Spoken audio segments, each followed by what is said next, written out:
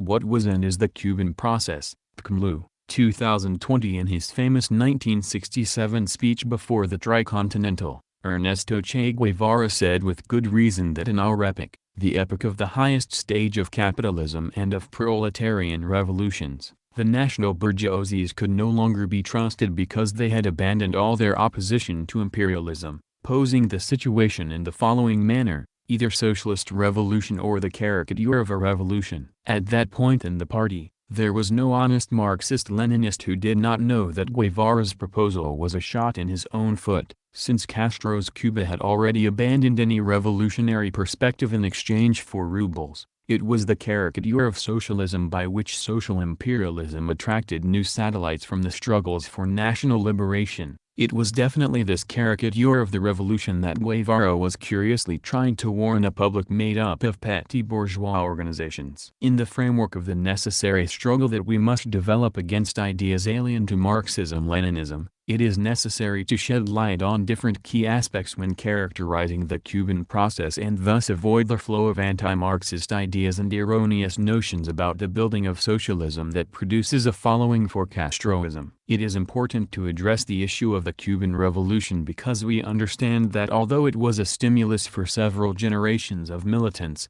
many weaknesses can be seen in regard to the practice not only of socialist construction but also of what it does to the proletarian internationalism, how to seize power and the role of a vanguard state when it comes to confronting opportunism. It is impossible for us not to see the main Cuban leaders embraced by the greatest exponents of revisionism: Khrushchev, Brezhnev, Tito, Nasser, Chavez among others, whom they not only did not fight, but also promoted as irreplaceable allies. While on the other hand, they fought the need for objective and subjective analysis of reality when considering the seizure of power, wreaking havoc on the contemporary revolutionary ranks, the sending of troops armed with social imperialist trifles and more recently the support for populism and the alliances of the left with the bourgeoisie. All these ideas that Castroism spread in the Latin American left and that today seem very distant we continue to face on a daily basis, and they, together with postmodernism, are one of the main ideological challenges to be fought by our party. But let us start from the beginning. The July 26th movement, its objectives before taking power. The Cuban revolutionaries never declared themselves communists, Marxist-Leninists, at least until the USSR demanded it. Far from it, the July 26th movement was made up of former members of the bourgeois parties consolidated in Cuban society at the time, the Orthodox Party and the Revolutionary Party, parties of a nationalist, bourgeois democratic nature, which they summed up as anti-imperialism. Their social composition was strongly marked by the petty bourgeoisie, intellectuals, professionals and even children of the middle bourgeois related to imperialism, as in the case of Castro himself. The main objective, if not the only one they had proposed, was the overthrow of the Batista dictatorship as a starting point for a greater capitalist development of the national economy that had been widely based on the extraction of raw materials and in the hands of U.S. monopolies. Then, as a result of the need to attract the peasantry, they added the need for agrarian reform. An example of this would be the Manifesto de la Sierra Maestra, published in July 1957, where a call was made to unite all the forces that were against the dictatorship, for a democratic and constitutional orientation in which they spoke of issues such as the holding of free elections, respect for the pre-existing republicanism on the island and its constitution. Where Castro most explicitly showed the bourgeois and anti-proletarian character of his program was in the article Why We Fight that he wrote for the magazine Coronet, published in February 1958. Due to space constraints, we cannot reprint here everything we would like to about this note. In summary, in this article, the Cuban leader highlighted the strategy of the July 26th movement in the period: overthrow of Batista, formation of a provisional government which would be appointed by delegations made up of members of civil society, of which it mentions 1. Religious associations, 2. Professional organizations, 3. Rotarians, Lions, etc., and the call for elections for a government that respects the 1943 Constitution. Footnote on Rotarians. Rotary International is an international organization and service club whose purpose is to bring together business and professional leaders in order to provide humanitarian services in their communities, to raise the ethical norms in all occupations and to advance goodwill and peace around the world. Rotary Basic Library, Volume 1.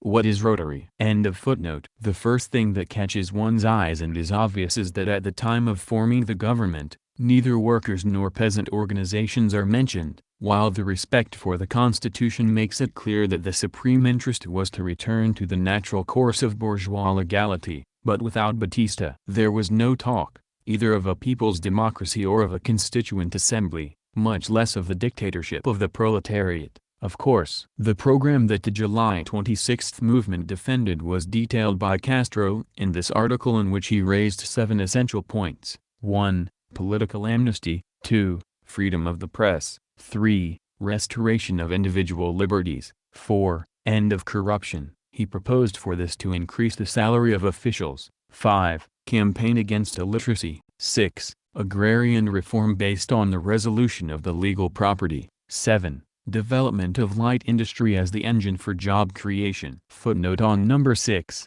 Hundreds of thousands of small farmers occupy parcels which they do not own under the law. Thousands of absentee owners claim title to properties they've hardly ever seen. The titles, in fact, have been seen by no one, and it is often impossible to establish who actually owns a particular property. We will support no land reform bill, however, which does not provide for the just compensation of expropriated owners.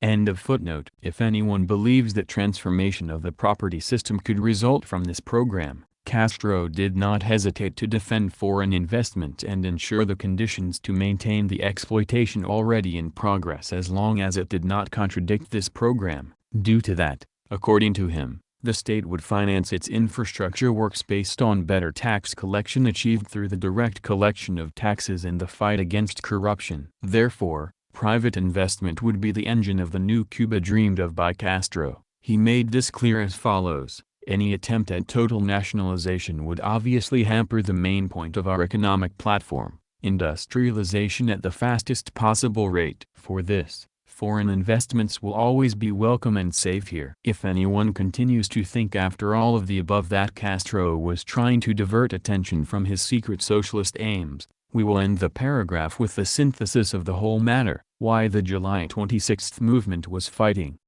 Industrialization is at the heart of our economic progress. Something must be done about the staggering number of more than 1 million unemployed who cannot find work for 8 out of every 12 months. They can expect to work only for the 4 months of the cane harvest. 1 million unemployed in a nation of 6 million shows a terrible economic disease that must be cured without delay, lest it rot and become a breeding ground for communism.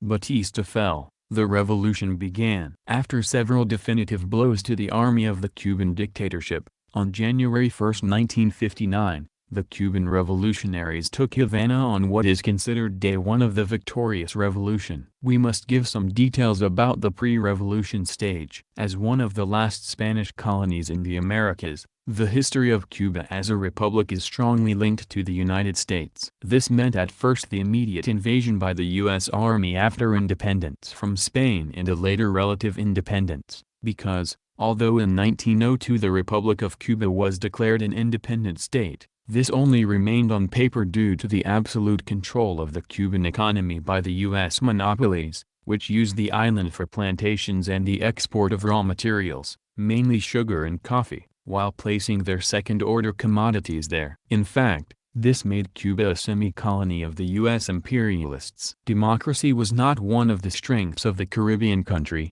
which in 1933 experienced the first coup d'état perpetrated by Fulgencio Batista, who governed except for brief interruptions until 1959. Before the seizure of power, Cuba had an extremely authoritarian government that ruled on the basis of terror, which suppressed democratic freedoms and kept the economy in a deep state of crisis, due in large part to its non-diversity of production and modernization, making it highly dependent on weather conditions and the will of the Yankee monopolists. All this led to constant demonstrations and strikes by the working class and other popular sectors, which, as expected, caused demoralization in the ranks of the Batista government and his army. In addition, A mobilized people led to the discontent of the U.S. boss, and whoever did not have the approval of the boss fell. Footnote: to understand this, Guevara's point of view is important, as he bluntly admitted that the fall of Batista was imminent. The monopolies, as is habitual in such cases,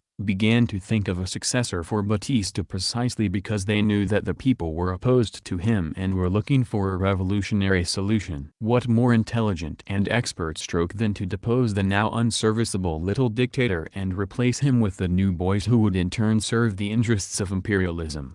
Guevara, Cuba, historical exception or vanguard in the anti-colonial struggle? 1962. End of footnote. The raising of the victory against the dying Batista dictatorship to the level of an epic product of great achievements from the military point of view and with regard to the role of the masses in the revolution, led to the underestimation of a correct assessment of the objective and subjective aspects, inventing new general laws for the seizure of power. This led to a wave of guerrilla warfare throughout the continent that resulted in the death of thousands of popular fighters, a lesson that we belatedly learned. Today no one in their right mind raises the development of the guerrilla in the Castroist way. These facts help us to expose the myth of the guerrilla FOCO as the only valid method of carrying out the armed struggle for the seizure of power, or the myth of a handful of men who defeated a mighty regular army. We must emphasize the fulfillment in the Cuban case of the Marxist-Leninist thesis that the seizure of power is impossible without the undermining and division of the bourgeois state army, without the organized insurrection of workers' detachments in the main cities and, of course, without the objective and subjective conditions for the revolution being fulfilled. Many people forget that before the victory there were various uprisings that ended in resounding failure and that the cornerstone in the development of the guerrilla units was patient work in the countryside and in the city. The days of the Batista government were numbered and the pro-Yankee Cuban bourgeoisie could not continue to govern for long using the same methods, nor could the Cuban people continue to suffer hunger and misery. On the other hand, the lack of a defined bourgeois opposition and the weak development of bourgeois democracy in Cuba were decisive in making possible the victory of the July 26 movement. After the seizure of the state apparatus, the new Cuban rulers followed a different path from that of the most exemplary proletarian revolutions, such as those of the Soviet Union and Albania. These defined their course in the first days with concrete economic and political decisions in order to strengthen the revolution. In the Cuban case the revolutionary measures were delayed. For example, the agrarian reform, quite conservative in appearance, was drawn up only in May, while the nationalization of the national private industry took place gradually between 1967 and 1970 as a continuation of the first nationalizations of the main U.S. companies that began in late May of 1960. Basing itself on the old constitution and in strong compensation for the capitalists. Before this, Castro had already made a tour of the United States offering to continue relations of dependency, but with a little more control. Speaking of the friendship between the two countries, he even reached the point of proposing the participation of the Cuban state in imperialist interventions, and emphasized that his revolution did not intend to interfere with the bourgeoisie but to improve the distribution of wealth. At this level, the United States welcomed the fall of Batista and the seizure of power by the July 26 movement. In the first days it reported the sincere goodwill of the government and people of the United States in relation to the new government and the people of Cuba. U.S. Department of State. Bulletin Volume 440, Number 1022, January 26, 1959. Subsequently, seeing that the good investments of the United States to industrialize Cuba and better exploit tourism did not happen, the Cuban government was forced to seek alternatives, especially the purchase of oil at more favorable prices, since the United States sold it to them above the market value. The search for independence by its old semi-colony did not please the U.S. imperialists, who were not willing to accept the development of a national bourgeoisie against their interests. They would not allow the implementation of measures such as the nationalization of some of the main energy, communications and transport companies, as well as the fight against large estates, measures that many Latin American governments had already carried out decades ago in relation to England. Footnote: for transport companies, The original aim of the July 26 movement was the development of a serious capitalism. One of the first measures that the bourgeois democratic revolution proposed was the nationalization of the essential services such as electricity. No matter how much compensation they were offered, the Yankees did not want to leave them in Cuban hands, which led to the first confrontations.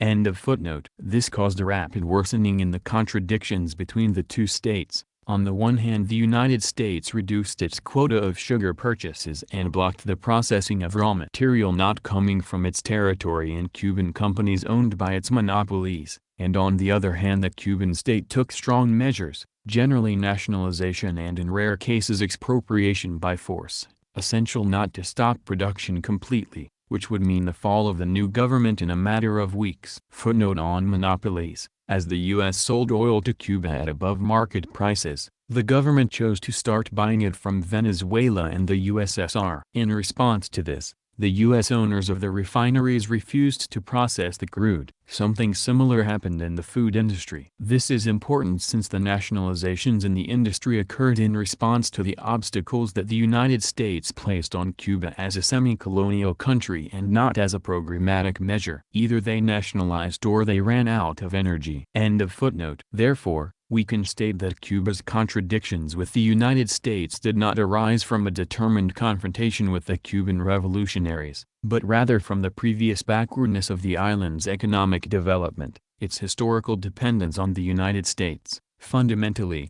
from one of the aspects of imperialism as a historical epoch. Only an idealist, a politician with a narrow mentality and ignorant of reality can pretend to lead a national liberation struggle peacefully, without foreseeing the reaction of the imperialist powers that see their interests harmed by losing an area of influence, a market, an easy destination to invest their capital and easily extract dividends. The above answers the fallacious assertion that Castro was moderate at the beginning so as not to rush the process. In the first place, at no time was the issue of socialism raised in the programs of the July 26 movement, or any other official Cuban party prior to 1962, nor was there even talk of the working class, which was largely absent from the entire process. The leaders of the Cuban Revolution and their documents were always very clear about the objective, which was to defeat Batista and continue with a normal capitalist development, with greater autonomy for the bourgeoisie and a mild development of industry. If anyone dared to doubt this, Castro was in charge in his eternal speeches of openly vomiting anti-communism. As in other processes that emerged in Africa or Asia during what was called the Cold War, the yearnings for socialism would come together with credits, investments,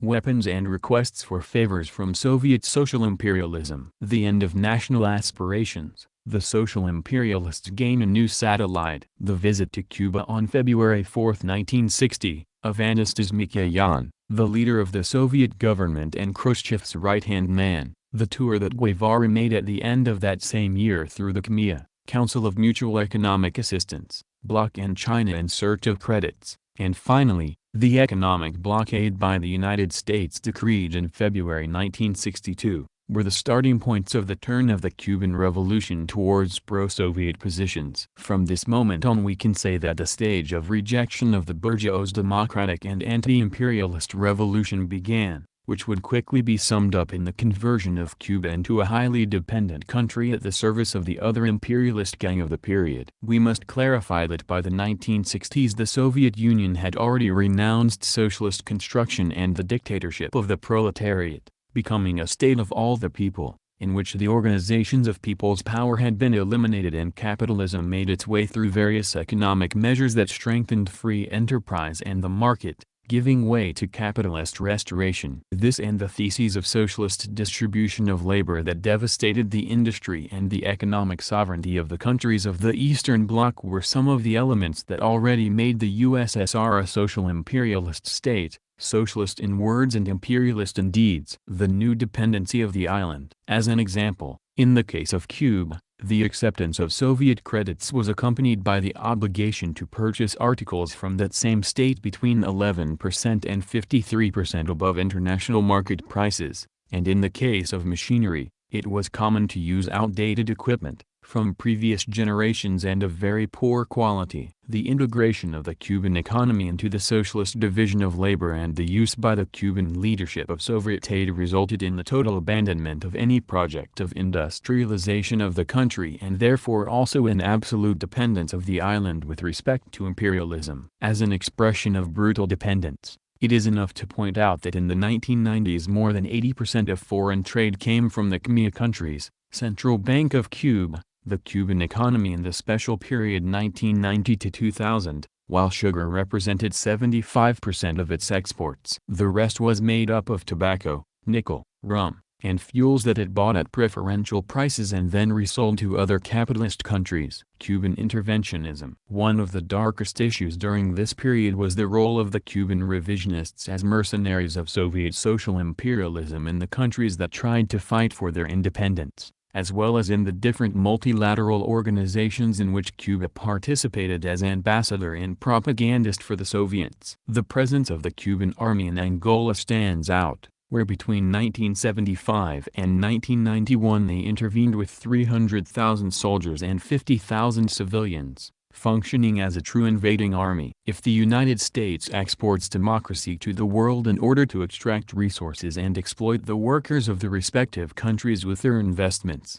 the Soviet social imperialists and their mercenaries exported socialism for the same purposes. In addition to Angola, Cuba officially sent troops to countries such as Algeria, Guinea, Sierra Leone, and Ethiopia, to which should be added campaigns such as those in the Congo where the Cuban internationalists defended the government in charge of assassinating Lumumba. Some may say that the sending of troops and equipment by the social imperialists and their satellites was a contribution to the independence of the peoples involved. This forces us to insist on the characterization of the Soviet Union in the 1970s. Since if we speak of a state dominated by the state bureaucracy and the heads of state companies whose aim was profit, its foreign policy cannot be considered, except in the mind of an idealist, as internationalist aid. Thus, the Cuban army, which was paid very well for its services, did not fulfill any other task than doing the dirty work that the Soviet revisionists could not do in the framework of the Cold War. What better for an imperialist country than to have a puppet government that not only sends its own people to war,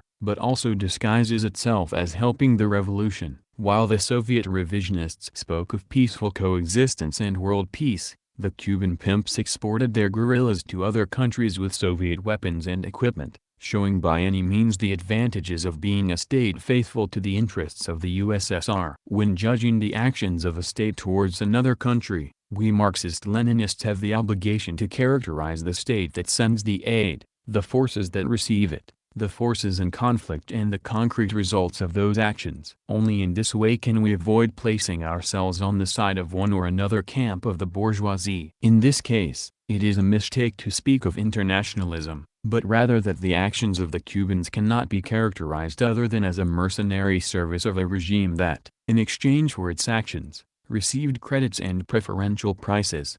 Footnote: between 1960 and 1975, the Soviets had granted $7,000 million to Cuba, while in the period 1976 to 1979 during the boom and the sending of Cuban troops to Africa this figure was $10,000 million.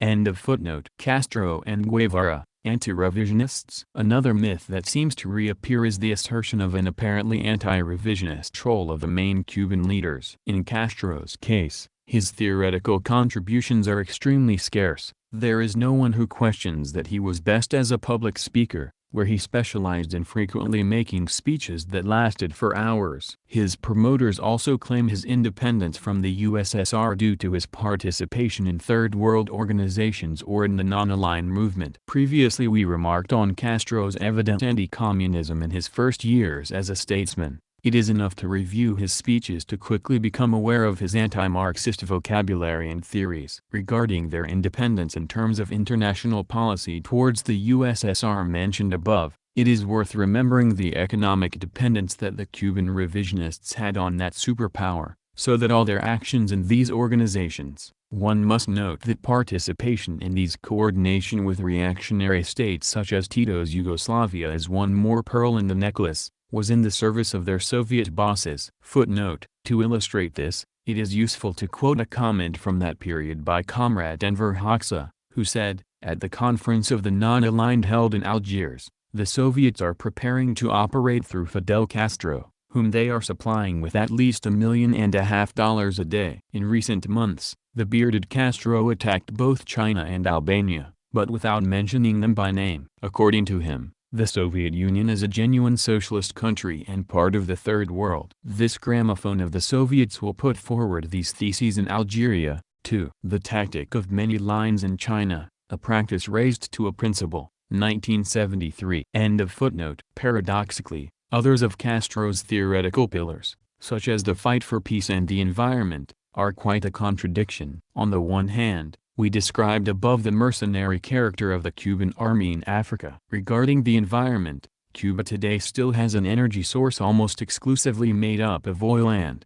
due to the low technical level of its economy, is not at the cutting edge of the process of emission reduction. We cannot even highlight his belated opposition to perestroika, seeing that Cuba went through its own. Undoubtedly, the one who stands out the most for his theoretical contributions within the Cuban Communist Party was Ernesto Che Guevara. Guevara, in addition to being an exemplary figure in what we call the left, due to his practical legacy, had a rather voluminous work in which he addressed different issues regarding both economic construction, as well as the military, participating in the different discussions of his time in what the revisionists call the international communist movement. To his merit, we can highlight in Guevara's remarkable evolution as his work progressed chronologically, given his interest in the study of the classics of Marxism-Leninism. This led him to take interesting positions such as the staunch defense of economic planning, the need to industrialize the country with emphasis on heavy industry, debating with the island's economists to oppose the establishment of the Soviet revisionist model, and even,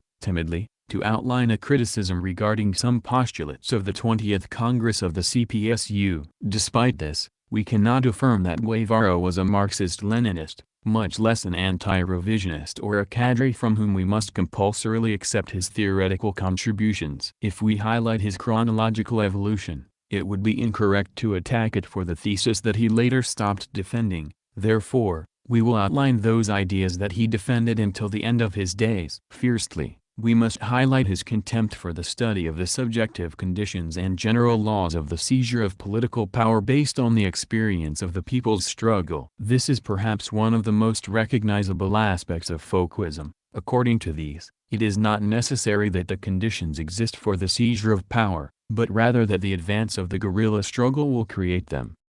We need not always wait for all the revolutionary conditions to be present, the insurrection itself can create them. Guevara, Guerrilla Warfare. This thesis leads him to other deviations of considerable importance, such as his disregard for the need to organize a Marxist-Leninist party that first exercises the leadership of the revolutionary movement and then of socialist construction. Why patiently build a party if the Foucault creates all the conditions? Footnote: even after the seizure of power, the Cuban revisionists, with Guevara a participant in the events, went through various acronyms towards the unification of all legal political organizations in Cuba, which meant the organic fusion of very diverse elements, leading to the struggle of factions and ideological divisions in the party organizations. End of footnote. For example, the proof of this is in his journey through Africa where, in addition that for him it was not important to build a party, he recognized with amazement the conditions of those who were supposed to make the revolution, dominated by highly counterproductive mystical beliefs, the presence of openly corrupt leaders and the excessive proliferation of drugs, alcohol, and prostitution by the guerrillas. This fact speaks of the lack of planning and knowledge of the terrain which he was getting into. Footnote: see Congo Diary. End of footnote. Another of Guevara's main deviations was the replacement of the proletariat as the subject of the revolution, since, for him, the driving force was the peasantry. The guerrilla fighter is above all an agrarian revolutionary. He interprets the desires of the great peasant mass to be owners of land, owners of their means of production, of their animals, of all that which they have long yearned to call their own, of that which constitutes their life and will also serve as their cemetery. Guevara, Guerrilla Warfare. Later, in his critical notes on political economy, he would further develop his conception, coming to the reactionary conclusion that the whole working class of the imperialist countries are part of the labor aristocracy since, according to him, they are accomplices of imperialism due to the fact they earn wages higher than a worker in a semi-colonial country, while the latter are above the peasants since they have a guaranteed wage and sometimes benefit from the investments of the monopolies. Imagine a worker in China, a country that has based its capitalist foundations on its competitiveness based on low wages, or without going so far, the hundreds of thousands of precarious workers in the European Union who in their right mind can argue that they constitute the labor aristocracy. This led to the argument, the cases of China, Vietnam and Cuba show the incorrectness of the thesis, that the proletariat is the most advanced class in capitalist society. In the first two cases, the participation of the proletariat was null or little. In Cuba, the struggle was not led by the party of the working class but by a multi-class movement that became radical after the seizure of political power. Guevara, critical notes on political economy.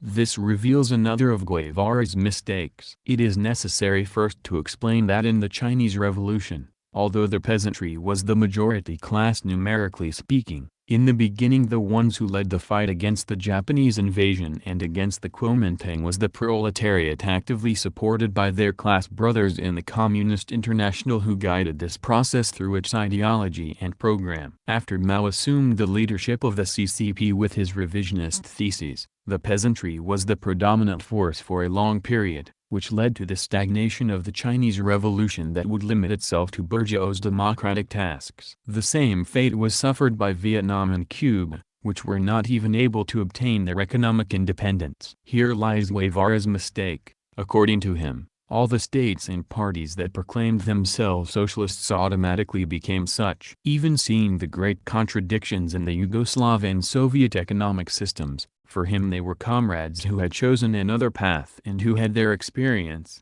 since at no time did Che recognize, in fact he openly rejected, the existence of objective laws for the construction of socialism. As a result of this, he never broke with revisionism or deepened an open criticism of those who destroyed the most glorious historical process of humanity, which brought millions of women and men closer to the definitive liberation from exploitation. Despite his criticisms and observations, Guevara accepted and promoted the Soviet leadership until the end in what he continued to call the socialist camp, even in the late 1960s, which caused great harm to contemporary revolutionaries, given how contradictory it was that someone of his influence and critical appearance continued to give credit to the USSR in the eyes of the masses. Finally, the last notable point was his excessive economic voluntarism, a deviation that made him overestimate the weight of consciousness in the revolutionary construction. In addition to developing an obsession against the new economic policy promoted by Lenin, on numerous occasions this led him to propose the elimination of material incentives, since according to him, the consciousness and desire of the workers should be enough to carry out any process, ignoring the fact that it is material conditions that determine people's consciousness and not the other way around. We cannot develop in depth the conception of Guevara's economic policy, but it is very necessary to warn that some of his measures, for example, the elimination of paper money, forced collectivization, total elimination of economic accounting, caused severe setbacks to the Cuban economy and he was quickly replaced by the Cuban government. Footnote: it can be argued that Guevara left the island due to his clashes with the pro-Soviet economists who already controlled the island's economic destinies, but the truth is that the aforementioned errors and dependence on Soviet credits were decisive when defining the economic debate in Cuba. End of footnote. Cuba after the fall of the pro-Soviet bloc, greater openness,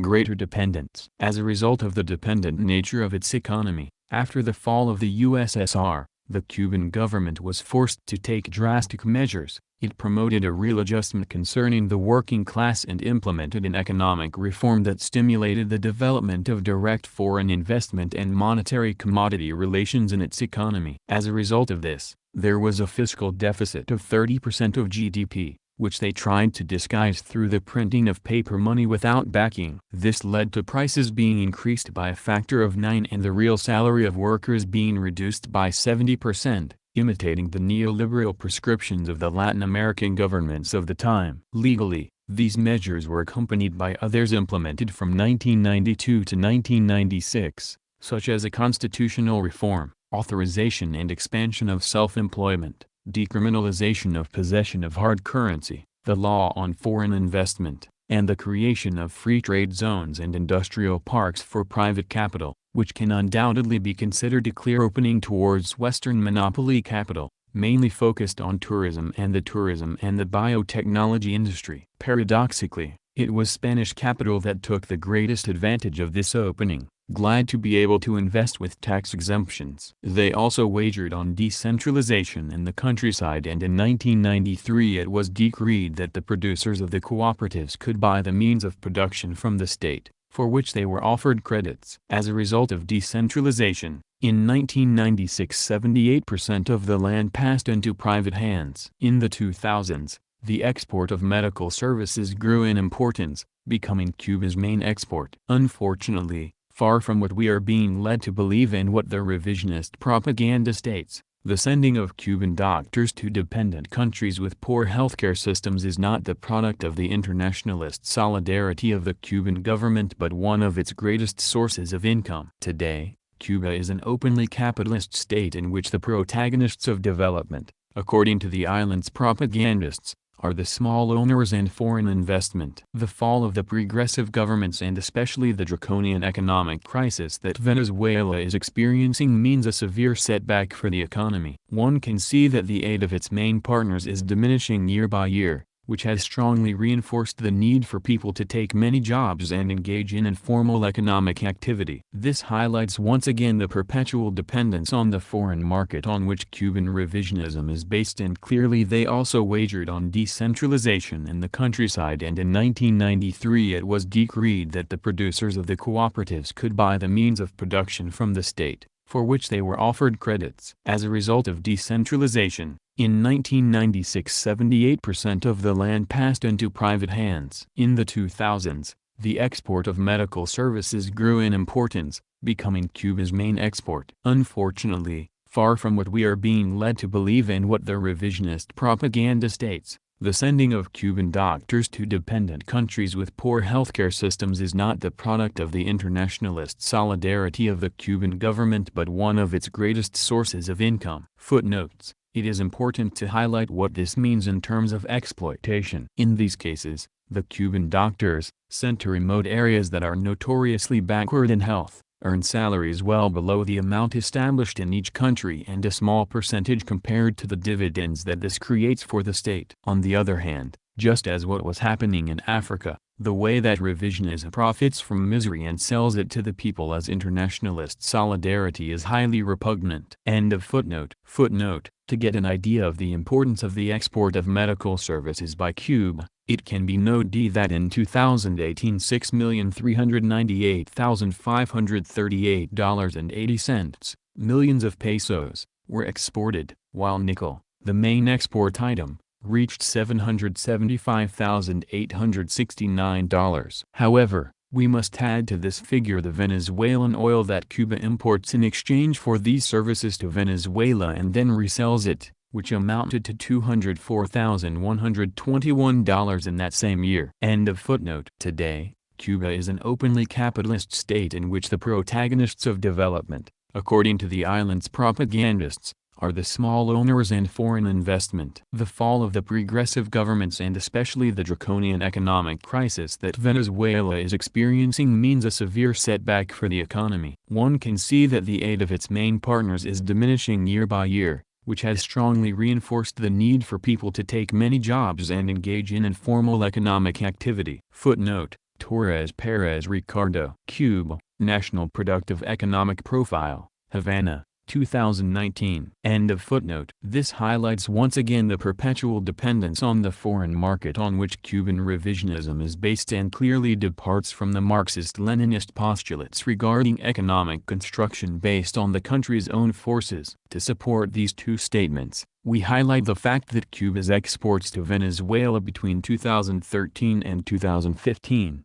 before the crisis of the Chavista model, was close to 43%, while in 2018, the last year recorded, its 61% of exports were limited to three countries: Canada, 22.3%, Venezuela, 19.5%, and China, 19.2%. In this sense, it is interesting to show how, starting with the crisis that is plaguing the Venezuelan people, the export index dropped considerably from 4,857,468,000 in 2014 to 3,349,640,000 in 2,316,934,000 and 2,401,688,000 in 2015, 2016 and 2017 respectively, with Venezuela going from a peak of 42.9% in 2013 to a low point of 15.6% in 2017. After the holding of the 6 and 7 Congresses of the PCC in 2011 and 2016 respectively, new measures of economic opening were promoted. Any pro-Cuban revisionist party would call this a fierce advance of the right and neoliberalism if they were promoted by the government of another country. Undoubtedly the most notable were the approval of a new foreign investment law to attract foreign capital to the island and the promotion of the petty bourgeois element in the economy disguised as self-employment. To understand the second point, it is important to highlight the existence of a large community of Cubans residing in the United States, who numbered 1,110,000 in 2016, many of them with their families in Cuba. In this sense, to the earlier possibility of owning hard currency was added the possibility of investing it, whether or not they were regular residents on the island. This added to a growing liberalization of travel to the island, which made the Miami worms into one of the engines of economic growth. In numerical terms, in 2015 remittances to Cuba were US $3,355 million, a figure very close to the $3,349 million of total commodity exports. Footnote: to this should be added the remittances constituted through the shipment of commodities and the payment of services, which would provide an income of $6,500 million in 2018, according to the consulting firm THCG. End of footnote. Some of the measures included in the self-employment law were the possibility of hiring employees outside the family nucleus, the possibility of accessing bank loans and the leasing of public spaces. As a result of these policies, the number of self-employed workers increased from 46,650 in 1981 to 496,400 in 2016, to which should be added a not inconsiderable number of informal workers. Meanwhile, the 2014 Foreign Investment Law set the goal of receiving between $2,000 and $2,500 million annually just through the new features proposed by the law. The meaning of this is quite obvious, but as an example, in 2015, thanks to the rapprochement with the United States, 500 authorizations were issued to U.S. companies to invest, with a total value of $4.3 billion. It is interesting to highlight the importance that the Cuban regime gives to foreign direct investment as a means of development in its official documents, not to mention in studies carried out by its academics. Before drawing conclusions in this regard, it is necessary to emphasize the difficulty that the Cuban revisionists have in calling things by their real names. The petty bourgeois are called self-employed, private companies with local capital are called non-state socialist SMEs, small and medium enterprises. It is not to be expected that they will admit that foreign investment is being prioritized in order to deepen capitalist relations in their economy. Even so, there are quite explicit statements about the importance of attracting imperialist capital. For example, in the business portfolio for foreign investment in Cuba one can read its general principles. One can conceive foreign investment as a source of economic development for the country in the short, medium and long term. Its attraction should be set as objectives: access to advanced technologies, the implementation of managerial methods, the diversification and expansion of export markets, import substitution, access to external financing, the creation of new sources of employment and the recruitment of greater income from productive links with the national economy. Under this conception, fiscal incentives of all kinds are also proposed, also for the hiring of labor, construction of infrastructure with state money, and customs exemptions among others. In addition to creating a Ministry of Foreign Trade and Foreign Investment, one of the most regressive points is that companies cannot directly hire their own personnel. Rather, it is the Cuban state that supplies them. The workers of Cuban socialism not only have to create surplus value for multinationals, but also have to give a share of their work to the state. This has created great contradictions in the case of the delegations of specialists sent abroad who, despite being the country's largest source of income, are forced to work abroad for really low salaries, not only compared to doctors in the destination country but also in relation to a worker. This is the reason for the desertion of thousands of specialists who choose not to return to the island. We must not only see the character of this measure, but also its political consequences for the working class,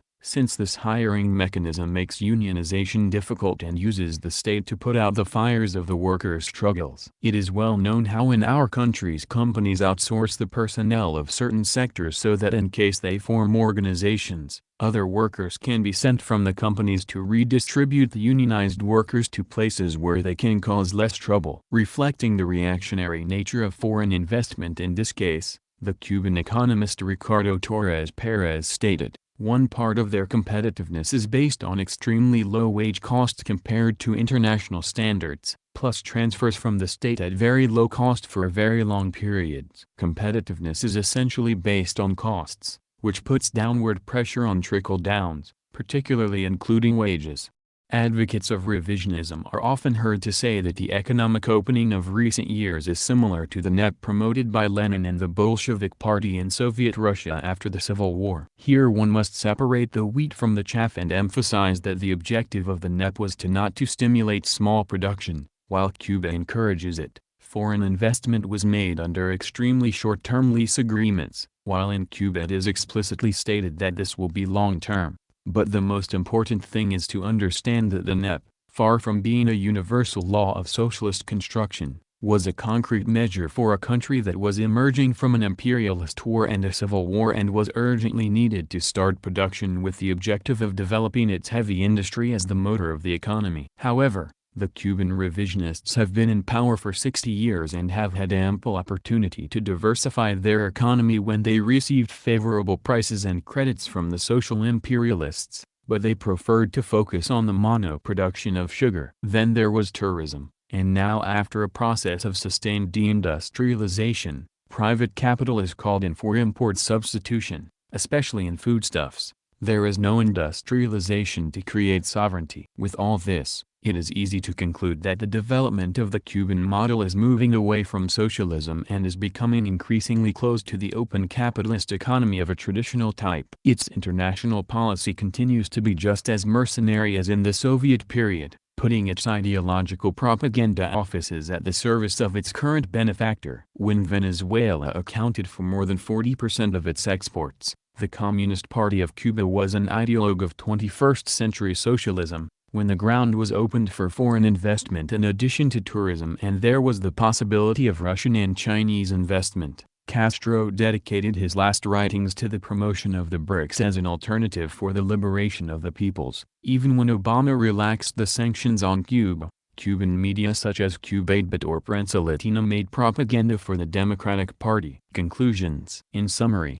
we can conclude that in Cuba socialism does not and did not exist, rather on the contrary. It is today a backward and dependent capitalist state. This leads us to think about the role that the Cuban Revolution has played. Despite having served as a stimulus to a whole generation of revolutionary militants, from a Marxist-Leninist point of view its contribution was clearly regressive in the sense that it acted as one that legitimates both social imperialist policies and other revisionist postulates such as the non-aligned bloc and support for nationalist regimes. On the other hand, with evident notoriety its economic construction has moved away from socialist experiences, deepened its dependence and maintained its economic backwardness and the mono-production of sugar inherited from the Batista regime. At present, Cuba supports and maintains fraternal relations with the revisionist parties that we have to confront at the same time as it spreads and accepts harmful conceptions such as 21st century socialism and promotes the support of the backward countries, fundamentally in Russia and China. As part of this assessment, it is necessary to think about what would have happened to the Cuban process if it had not been supported by Soviet revisionism. The truth is that in light of the facts it can be affirmed,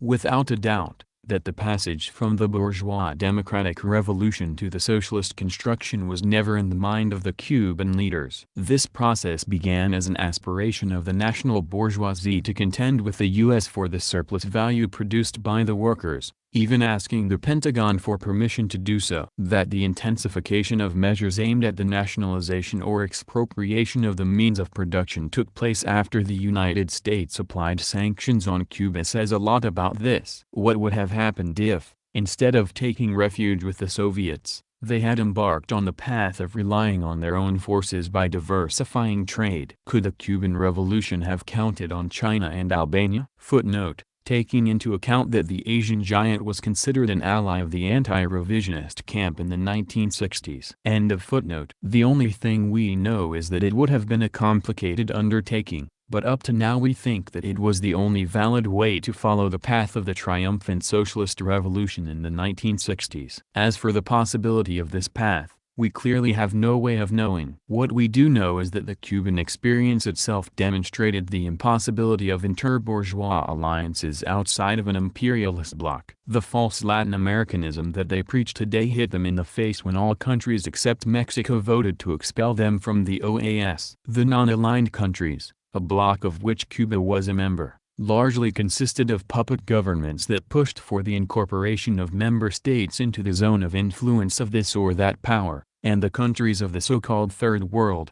another bloc that Cuba took part in, followed the same path as Castro, since neither achieved an independent capitalist development as they preached. This also showed that the national liberation struggles, when they are not supported and sustained by a proletarian state, are condemned to be the reserve of imperialism, as happened throughout this period. The situation of the peoples in the current semi-colonial independent countries puts on the agenda the need to advance rapidly towards socialism. Only the struggle of the proletariat together with other working classes will be able to break with dependence on imperialism and move towards socialism and communism. The revival by some parties with a revolutionary tradition and by new generations of communists who now see Castro's Cuba as a model to follow and spread among the masses, shows us the importance of reinforcing the study of Marxism-Leninism in general and of the socialist experiences in particular, in contrast to that experience. At a time when the exacerbation of the crisis of capitalism is awakening the anger of the masses towards the current regimes,